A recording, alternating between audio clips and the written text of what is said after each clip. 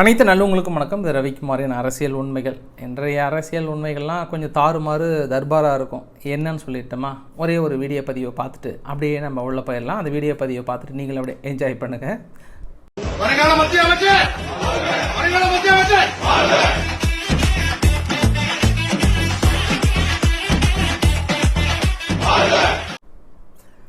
So வீடியோக்குள்ள பார்த்த மாதிரி நீங்கள் நம்ம சேனல் சப்ஸ்கிரைப் பண்ணலாம். சப்ஸ்கிரைப் பண்ணிட்டு வாங்க. மறக்காம பெல் பட்டனை கிளிக் பண்ணி ஆல் ஆப்ஷன்ஸ் கொடுங்க. வீடியோக்குள்ள போகலாம்.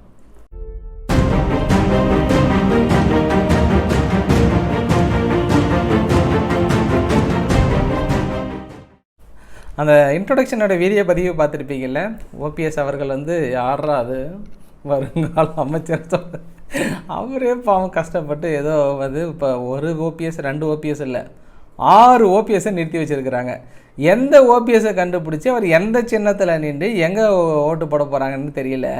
இந்த சின்னம் அப்படின்ன உடனே இன்னொரு விஷயம் பேசணும். ஏசி சண்முகம் அவர்கள் வேலூர் தொகுதியில் நிற்கிறார் இல்லையா, அவருமே புலம்பிட்டார். ஐயா, ஓபிஎஸ்ஸை மட்டுமே கான்சன்ட்ரேட் பண்ணுறீங்க, எனக்கு எதிராக 5 ஏசி சண்முகம் அதில் போட்டிகிட்டு இருக்கிறாங்க, நாமினேஷன் பண்ணியிருக்காங்கன்னு இருக்காங்க. அவருனா கூட பிரச்சனை இல்லை, தாமரை சின்னம்னு ஒன்று பொதுவாக இருக்குது, அதனால் ஏதோ ஒன்று போடுறாங்க, இல்லை ஒரு சின்னம் வந்துடுது. ஆனால் இவருக்கு சுயேட்சை சின்னம், அதுதான் பிரச்சனைங்க. சின்னம் அப்படின்னும் போது மதிமுக பம்பர் சின்னத்தை முடியாதுன்னு சொல்லிட்டாங்க.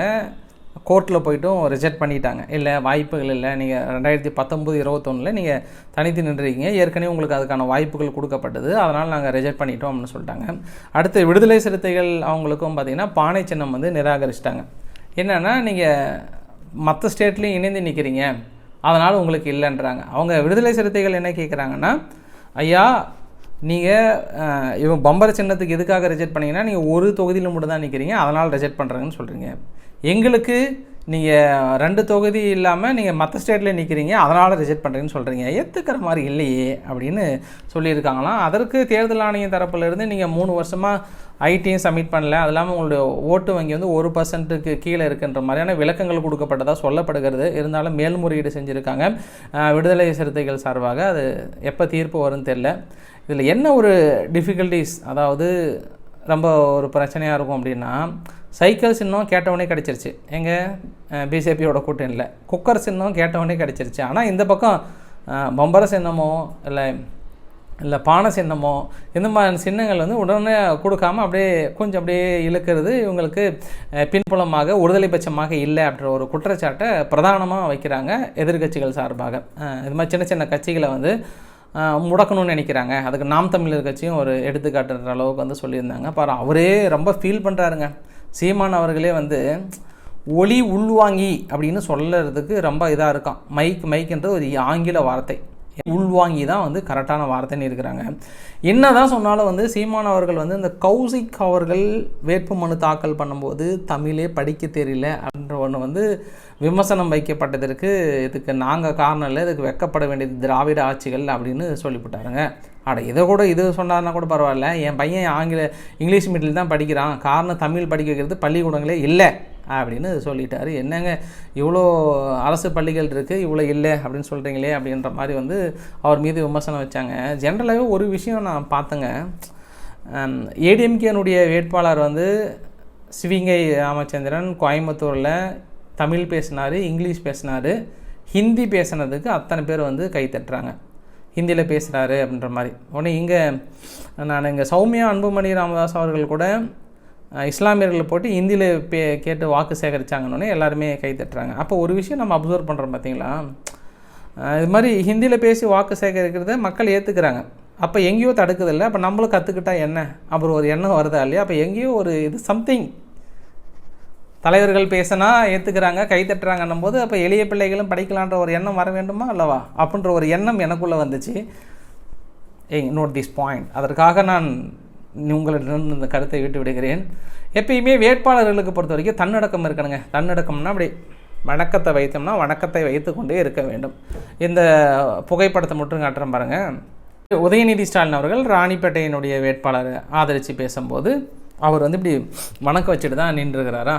அது இல்லாமல் இப்போதைய பொறுத்த வரைக்கும் எளிய மக்கள்கிட்ட நல்லா கவர்றது யாரோட ஸ்பீச்சுன்னா உதயநிதி ஸ்டாலின் அவர்கள் நல்லா தான் பேசுகிறாங்க. அங்கே இருக்கக்கூடிய மக்கள்கிட்ட 28 பைசாவை காட்டி 28 பைசா மோடி அப்படின்னு சொல்கிறதா இருக்கட்டும்.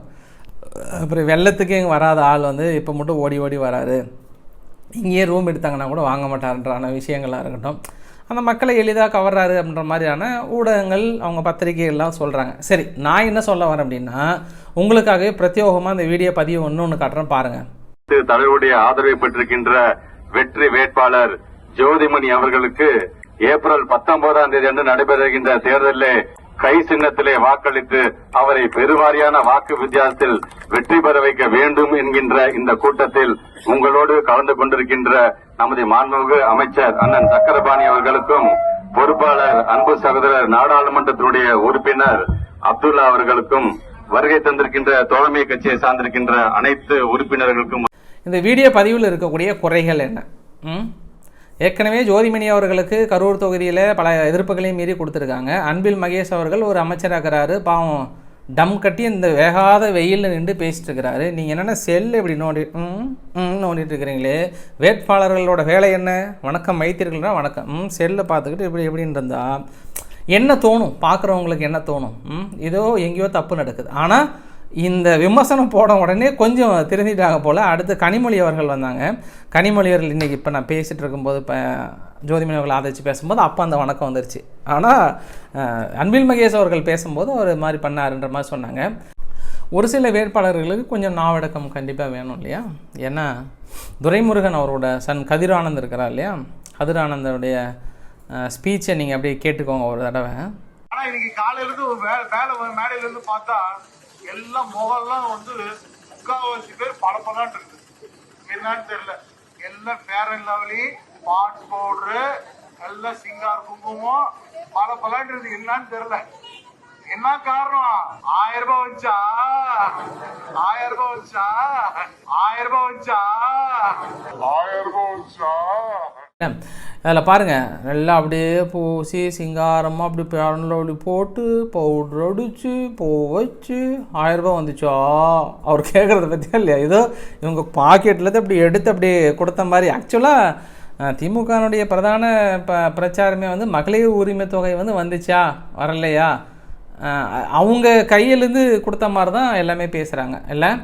இதே திமுகவுடைய பிரச்சாரம் அதாவது சென்ட்ரல் கவர்மெண்ட்லேருந்து கொடுத்துச்சு அப்படின்னா அது உங்கள் அப்பாவோட காசா, அது எங்களுடைய வரிப்பணம் தானே சொல்கிறாங்களா இல்லையா? அப்போ இதே கேள்வி இங்கேயும் வருமா வராதா? எங்களோட வரிப்பணத்தை தானே கொடுக்குறீங்க நீங்கள், அப்படி ஒரு கேள்வி வருமா வராதா? ஆக்சுவலாக இந்த ஸ்டேட்மெண்ட்டுக்கு ஒரு சில ரொம்ப பூர்வீக திமுக காரங்களே ஒரு சிலர்லாம் இல்லை இது மாதிரி பேசியிருக்கக்கூடாது, வேறு மாதிரி கூட பேசியிருக்கலாம். 1000 ரூபாய் வந்துச்சா, அடுத்து யார் யாருக்கெல்லாம் 1000 ரூபாய் வேணும், உங்களுக்கெல்லாம் வேணுமா, அப்போ ஓட்டு போடும். இந்த மாதிரியான விஷயங்களை கொஞ்சம் தவிர்க்க வேண்டியது வேட்பாளர்களுக்கு நல்லது. கொஞ்சம் அடக்கம், ஒடுக்கம், பண்பு, பணிவு, அறிவிப்புகள் மெயினாக அள்ளி விடணும். எவ்வளோ நாளும் எந்த கோரிக்கை கேட்டாலும் அனைத்தும் உடனடியாக செய்யணுன்ற மாதிரி சொல்லணும். அதுவும் அவர் இன்னொரு விஷயத்தில் கூட சொன்னார், இந்த குடியாத்தம் புறவழி சாலையை பண்ணவே மாட்டேன்ட்டாங்களாம் சென்ட்ரல் கவர்மெண்ட்டு. 2-3 டைம் கேட்டாலும் முடியாதுன்ட்டாரான். அப்புறம் என்ன பண்ணிட்டாராம், பாராளுமன்றத்தில் போயிட்டு பண்ணுறீங்களா நான் தற்கொலை பண்ணிக்கிட்டோமா அப்படி மிரட்டினாராம். யார்? நிதின் கட்காரியை பார்த்துட்டு மிரட்டினதுக்கப்புறம் அப்படியே அவரே அள்ளு கலண்டு போயிட்டாராம். அள்ளு கலண்டு போய் என்ன அது தற்கொலைலாம் பண்ணிக்கிறேன்னு சொல்கிறேன், சரி போ உனக்காகவே என்ன பண்ணுறோம் பர்த்டேவுக்கு நான் பரிசாக கொடுக்குறேன் அப்படின்னு ஃபோன் பண்ணி சொன்னாராம். குடியார புறவழி சாலை ஓகே பண்ணிட்டேன், என்ஜாய் பண்ணு, ஒரு 260 கோடி அளவுக்கு என்ஜாய்னா அப்படி சொல்லலை, மக்கள்கிட்ட சொல்லிடுற அளவுக்கு சொன்னாராம். அந்த அளவுக்கு என்னையை பொறுத்த வரைக்கும் அப்படி தற்கொலை பண்ணிக்கணும் மிரட்டியே வாங்கக்கூடிய திட்டங்கள் நிறைய இருக்கிறது அப்படின்னு சொல்லியிருக்காங்க. எல்லாம் கரெக்டு தான், ஏன்னா இது தான் கொஞ்சம் ஏற்றுக்கிற மாதிரி இல்லை. சரி பரவாயில்ல, மக்கள் ஏற்றுக்கிட்டாங்கன்னா சரி, நம்ம என்ன, நான் அந்த தொகுதி இல்லை, நான் ஓட்டு போட போகிறதில்ல, அதனால் மக்கள் ஏற்றுக்கிட்டாங்கன்னா சரி தான். நிர்மலா சீதாராமன் அவர்களுக்கு வினை என்ன வினை அப்படின்னு பார்த்தோன்னா, அவர் பார்க்க போகிறதுக்கு முன்னாடி அவர்கிட்ட கேட்டிருக்காங்க நிர்மலா சீதாராமன் அவர்கள்கிட்ட, நீங்கள் ஏன் மேம் தேர்தலில் நிற்கலையா அப்படின்னு கேட்கப்படுறதுக்கு. இல்லை என்கிட்ட கேட்டாங்க, ஒன்று தமிழ்நாடு இல்லை இங்கே தெலுங்கானா இல்லை அப்படிலாம் பெங்களூர் சைடு தான் நிற்கிறீங்களான்னு கேட்டாங்க. நான் தான் இல்லைன்ட்டேன், தேர்தல் நிற்கிற அளவுக்கு என்கிட்ட பணம் இல்லைன்ட்டாங்க. என்ன மேம் என்ன இது பணம் இல்லைன்றது, ஒரு மத்திய அமைச்சராக இருக்கீங்க, பணம் இல்லை, அந்தளவுக்கு என்கிட்ட பணம் இல்லைன்றாங்களே, ஒன்றும் இது ஏற்றுக்கிற மாதிரி தெரியலையே. சமூக ஊடகங்களில் பெரிய பேசு பொருளாக இருந்தது என்னது, நிர்மலா சீதாராமன் அவர்கள்கிட்ட பணம் இல்லாதனால தேர்தலில் போட்டி இல்லையா அப்படின்ற மாதிரியான கேள்விகள் நார்மலாகவே மக்கள்கிட்ட போய் ஓட்டு கேட்கறதுல ஒரு சிலர் கொஞ்சம் இதாக இருக்கும். பேசாமல் அப்படி எம்பி ஐட்டம்னா சரியாக போயிடல. மாதிரி காங்கிரஸில் மன்மோகன் சிங் அவர்கள் கூட இதே மாதிரி தானே எம்பியாக இருந்தார், அந்த பேஸில் கூட ஒரு இருந்துக்கலாம்னு நினைக்கிறேன் நான். இல்லை அப்படி தான் எதிர்பார்க்குறான்னு தெரியல. ஆனால் பணம் இல்லை அதனால் நிற்கலை அப்படின்னு சொல்கிறது கொஞ்சம் டவுட்டு தான் இருக்குது. நிர்மலா சீதாராமுக்கும் அவங்க வீட்டுக்காரருக்கும் என்ன சண்டைன்னு தெரியல. கூப்பிட்டு வச்சு கொஞ்சம் பேச்சுவார்த்தை நடத்தினாங்கன்னா பரவாயில்ல. அவங்க வீட்டுக்காரர் என்ன பண்ணிட்டாரு, தேர்தல் பத்திர முறைகேடிலே இந்தியா மட்டுமல்ல, இது உலக அளவில் மிகப்பெரிய முறைகேடு, அனைவரும் புரிந்து கொள்ள ஆரம்பித்து விட்டனாராம். இப்போ பாரதிய ஜனதா கட்சி வெஸ்ட் மற்ற கட்சிகள் கிடையாதான், பிஜேபி வெஸ்ட் இந்திய மக்கள் என இருக்க போகிறதாம். இது வந்து மிகப்பெரிய ஒரு அப்படின்னு சொல்லிட்டாரு நிர்மலா சீதாராமனுடைய வீட்டுக்காரர். வேறு யாரும் சொன்னாலும் பரவாயில்ல, அவங்க வீட்டுக்காரரே உங்களுக்கு வந்து சொம்பு கொடுத்துட்டாங்கன்னு தான் சொல்ல முடியும். ஸோ இதற்கு இவங்களோட கருத்து என்ன சொல்ல போகிறாங்கன்னு தெரியல. ஏங்க மேடம், உங்கள் வீட்டுக்காரே இப்படி சொல்லியிருக்காங்களே, தேர்தல் பத்திர முறைகேடு வந்து ரொம்ப கொடூரமானதுன்ற அளவுக்குலாம் சொல்லியிருக்காங்களே, இதுக்கான கருத்து என்னன்னு இருக்காங்க. மக்களே, உங்களுக்கான நற்செய்தி காத்து கொண்டிருக்கிறது. இந்தியா கூட்டணி ஆட்சிக்கு வந்தவுடன் திமுக தலைவர் அவர்கள் அழைத்து விட்டார் வாக்குறுதி. கல்வி கடன், விவசாய கடன் உடனடியாக தள்ளுபடி செய்யப்படும், என்ஜாய் பண்ணுங்கள், மீண்டும் தனது தேர்தல் பரப்புரையில் உறுதி செய்திருக்கிறார். அது இல்லாமல் உதயநிதி ஸ்டாலின் அவர்களும் வந்து மீண்டும் நான் ஆட்சிக்கு, அதாவது ஆட்சிக்குன்னா இப்போ முடிஞ்ச உடனே எம்பி எலெக்ஷன்லாம் முடிஞ்ச உடனே அனைத்து மகளிருக்கும், இப்போ சாதாரண அனைத்து மகளிருக்கும் 1000 ரூபாய் என்ஜாய் பண்ணுங்கன்ற அளவுக்கு வந்து சொல்லியிருக்காங்க. எனக்கும் 1000 ரூபா வரப்போகுது, பரவாயில்ல அப்படின்னு நம்ம நினச்சிக்க வேண்டியதான். என்ன நடக்கும் எல்லாம் இது தேர்தல் வாக்குறுதியா இல்லை நெசமாவா அப்படின்றது நீங்கள் தான் முடிவு பண்ணணும். இந்த புகைப்படத்தை பார்த்துட்டு நீங்களே பதில் சொல்லிடுங்க, யாருக்கு போட்டி அப்படின்றத. நானே பார்த்தோன்னே தெரிஞ்சுக்கிட்டேன், அதான் உங்ககிட்ட கேட்குறேன் நான். தேனி தொகுதி நிலவரம், திமுக அமமுக உக்கர போட்டி, நடுவே அதிமுக என்ன செய்கிறது அப்படின்னு பிபிசியில் போட்டு, ஏன்ப்பா அந்த ஃபோட்டோ எனக்கு செலக்ட் பண்ணிங்க, அதை மட்டும் காரணம் சொல்லுங்கள். தங்க தமிழ் செல்வனாக இருக்கட்டும் இல்லை டிடிவி தினகரனாக இருக்கட்டும், ஏன் அவரை மட்டும் இப்படி ஒரு ஃபோட்டோ பாடி பருதாமா அப்படி ஐயா ஓட்டு போடுற மாதிரி காட்டுறீங்களே நியாயமாக. இதிலே போட்டி யாருக்குன்ற மாதிரி வந்து ஃபோட்டோ வந்தளவுக்கு செலக்ட் பண்ணியிருக்கிறாங்க. ஸோ பார்க்கலாம். இந்த 100 நாள் வேலை திட்டத்துக்கு 290 ரூபாய் இருந்த ஒரு நாள் வந்து இப்போ 319 ரூபாயை திடீர்னு உயர்த்திட்டாங்க. எப்படி தேர்தல் விதிமுறைகள் மீறல் இல்லையா அப்படின்ற அளவுக்கெல்லாம் எனக்கு கேள்விகள் வரும்னு நினைக்கிறேன் நான். கரெக்டாக இந்த சமயத்தில் எப்படி அனௌன்ஸ் பண்ணுறாங்க? அப்போ இதை நம்பி வாக்குறுதி கொடுத்தவங்களாம் என்ன ஆகுறது? இதை நம்பி 400 ரூபா 450 ரூபா உயர்த்தம்லாம் சொல்லியிருக்காங்க. திடீர்னு நீங்கள் பாட்டு 319 ரூபா கொடுத்துட்டீங்கன்னா இப்பயே பயந்து எங்களோட கோரிக்கையை தேர்தல் அறிக்கையை பார்த்து பயந்து விலையை விலையை ஏற்றி விட்டதுன்னு சொல்வதற்கும் வாய்ப்புகள் இருக்குது. சரி, ஆம் ஆத்மி கட்சியோட அந்த கேஸு, அதான் லிகர் ஸ்கேமோட கேஸ் வந்து நம்ம தெளிவாக போட்டிருந்தோம். நிறைய பேர் வந்து சொல்லியிருந்தீங்க, சிறப்பான ஆலோசனை கூட சொல்லியிருந்தீங்க. ஆக்சுவலாக இந்த ஒரு சந்தர்ப்பத்தை பிஜேபி வந்து சரியான முறையில் பயன்படுத்துதா அப்படின்ற மாதிரி ஒரு பக்கம், இன்னொரு பக்கம் வந்து விமர்சனமும் செய்கிறாங்க. ஒரு கட்சியை உடைச்சி அதுலேருந்து நிறைய பேர்த்து நீங்கள் கொண்டு வரது நியாயமானு கேட்குறாங்க. பஞ்சாபில் 2 MP 5 MLA இப்போதைய நிலவரத்துக்கு பிஜேபிக்கு மாறிட்டாங்க. பஞ்சாபில் 2 MPயுமே வந்து குறிப்பாக காலிஸ்தானுடைய எதிர்ப்புவாதிகள் சமீபத்தில் மன்னும் அவர்கள் வந்து என்ன சொன்னார்னா, அந்த தீவிரவாதி அவர்கள் நான் வந்து முக்கியமான ஒரு கொலை குற்றவாளி ஒருத்தனை நான் விடுதலை செய்ய போகிறேன்னு சொல்லிட்டு என்கிட்ட ஒரு 130 கோடி பக்கம் லஞ்சம் வாங்கினாங்கன்னு சொன்னாங்கல்ல, அதற்கு எதிர்ப்பு தெரிவித்து அவர் வந்து வெளியேறியிருக்கிறார். இந்த மாதிரியான சமயத்தில் பஞ்சாபில் வீக் பண்ணுறாங்க. பஞ்சாபை பொறுத்த வரைக்கும் பிஜேபி கூட்டணி ட்ரை பண்ணாங்க, கூட்டணி இல்லை, தனித்து நிற்கிறாங்க. கரெக்டாக பெரிய அளவுக்கான மக்களை வந்து இந்த பக்கம் வாங்கிட்டு இருக்கான்ற மாதிரி சொல்லியிருக்காங்க. உங்களுக்கு 2 வரைபடத்தை காட்டுறேன். இந்த 2 வரைபடத்தில் 543 டோட்டல் சீட்டில் அந்த மஞ்சள் கலர் மாதிரி இருக்குது பார்த்தியா, மஞ்சள் கலர் எல்லாமே வந்து பிஜேபி இதுவரை 429 சீட்டுக்கு அனௌன்ஸ் பண்ணிட்டாங்க. தனி மெஜாரிட்டியாக பிஜேபி மட்டுமே நிற்கிறாங்க அவங்க சின்னத்தில். அலையன்ஸ் வந்து 100 சீட்டு, கூட்டணி கட்சிகளுக்கு 100 சீட்டு கொடுக்குறாங்க. மீதி எல்லாமே பெரும்பான்மையாக அவங்கள தான் நிற்கிறாங்க. நாட் டிக்ளேர்டு 14, இன்னும் 14 இது டிக்ளேர் பண்ணலான்றாங்க. அப்படி பார்த்தாலுமே 450 வெறும் 50 மட்டும் தோற்று 400 ஜெயிக்குமான்றதெல்லாம் கொஞ்சம் ரொம்ப டவுட் இல்லை. 400லாம் வரதுக்கு வாய்ப்பு இல்லை, பார்க்கும்போது தெரியுதில்ல. பிஜேபி கேண்டிடேட் 429ல் 400 வாய்ப்பு இல்லை. அவங்க 400 எங்களுதுன்ற மாதிரி சொன்னாங்கல்ல, அதுக்கு நான் சொல்கிறேன் நான். அதே போல் காங்கிரஸுமே ரொம்ப ஸ்ட்ராங்காக இருக்கிறாங்க. காங்கிரஸும் சூப்பராக இருக்காங்க. 543ல் 233 இடம் காங்கிரஸ் தனிப்பட்ட முறையில் நிற்கிறாங்க. அலையன்ஸ் மட்டும் 141, இன்னும் நாட் டிக்ளேர் 169. இவங்களுமே டஃப்பு கொடுக்குறாங்க. காங்கிரஸுமே வந்து பெரிய அளவுக்கு டஃப்பு கொடுக்குறாங்க. ஸோ பார்க்கலாம், கள நிலவரம் என்பது பெரிய அளவுக்கு சூடு பிடித்திருக்கிறது. காங்கிரஸ் தனிப்பட்ட முறையில் 260லேருந்து 270 சீட்டு நிற்கிறாங்கிறது பெரிய விஷயம், பரவாயில்ல, பெரிய டஃப்பாக தான் இருக்கும். ஆனால் என்னென்னா எங்கே கோட்டை விட்டாங்கன்னா பாருங்கள், அருணாச்சல் பிரதேசத்தில் அசம்பிளி எலெக்ஷனில் 5 வேட்பாளர், பிஜேபியினுடைய 5 வேட்பாளர் எதிர்த்து யாருமே வேட்புமனு தாக்கல் பண்ணல. இங்கே என்னடானா 39 பேர்த்துக்கு 39 MP சீட்டுக்கு 4000 வேட்புமனு தாக்கல் பண்ணியிருக்கிறாங்க. எத்தனை 4000 வேட்புமனு தாக்கல் பண்ணியிருக்காங்க கிட்டத்தட்ட. அங்கே வேட்புமனுவே தாக்கல் பண்ணாமல் அன்அப்போஸ்டாக செலக்ட் ஆகிருக்கிறாங்க. அந்த 5 பேருமே பிஜேபி சார்ந்தவர்கள் இருக்காங்க. இப்போயே டிக்கெட் வந்து டிக் பண்ணி வச்சுட்டாங்க. இப்போயே 5 பேர் வின் பண்ணிட்டாங்க அப்படின்ற மாதிரி சொன்னாங்க. ஆனால் இது அசம்பிளி எலெக்ஷன், லோக்சபா எலெக்ஷனில் இமாச்சல் பிரதேசத்தில் இருக்கக்கூடிய அசம்பிளி எலெக்ஷனில் வின் பண்ணிட்டாங்க. ஆனால் அசம்பிளி எலெக்ஷனே அப்படின்னும்போது லோக்சபாலும் கண்டிப்பாக ஜெயிச்சிருவாங்கன்ற மாதிரி வந்து சொல்கிறாங்க. ஸோ ஃபைனலாக சின்ன சின்ன விஷயங்கள்னா இந்த வேட்புமனு ஏற்கிறது நிராகரிக்கிற மாதிரியான விஷயங்கள்.